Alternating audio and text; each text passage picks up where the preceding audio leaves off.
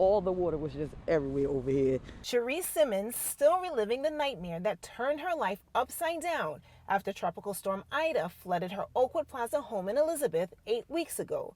Nervously watched the nor'easter come and go. I lost basically everything. Everything's still like stuck in our unit. 4 people died in the flooded complex, including a family of 3. Now Simmons, along with nearly 600 other residents, are still out of their homes, many living in shelters and hotels across the state.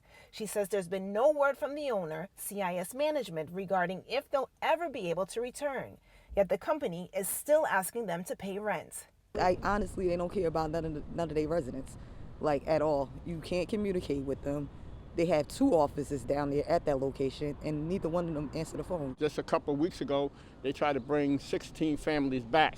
Come to find out, the health department had to immediately shut it down because there was mold and other kinds of mildew that were intoxicating the property. Salam Ishmael heads the National United Youth Council.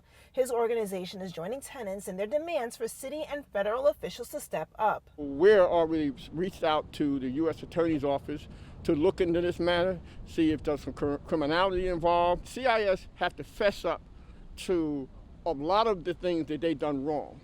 Not even alerting these families way before that this is a flood-drenched area. And secondly, is not having no preparation when incidents like this happen. An issue that continues to be a concern with the threat of more storms like yesterday's nor'easter saturating the ground.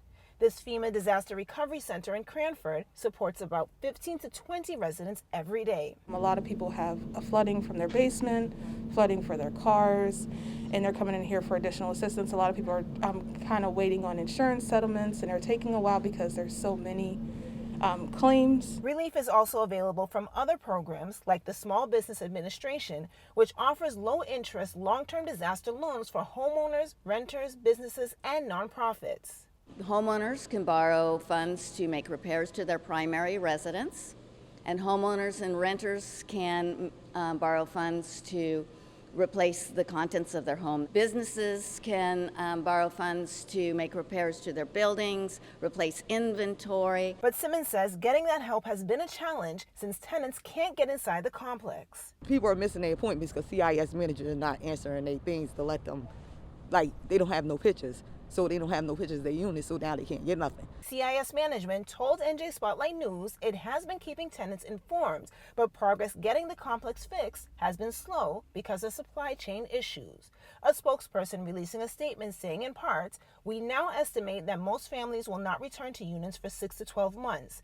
It is therefore critical to identify and or accept temporary housing options as hotel resources will expire soon.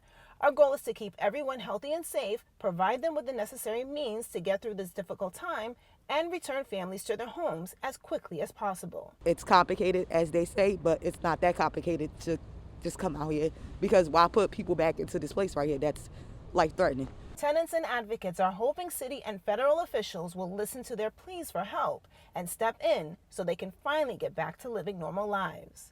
For NJ Spotlight News, I'm Melissa Rose Cooper.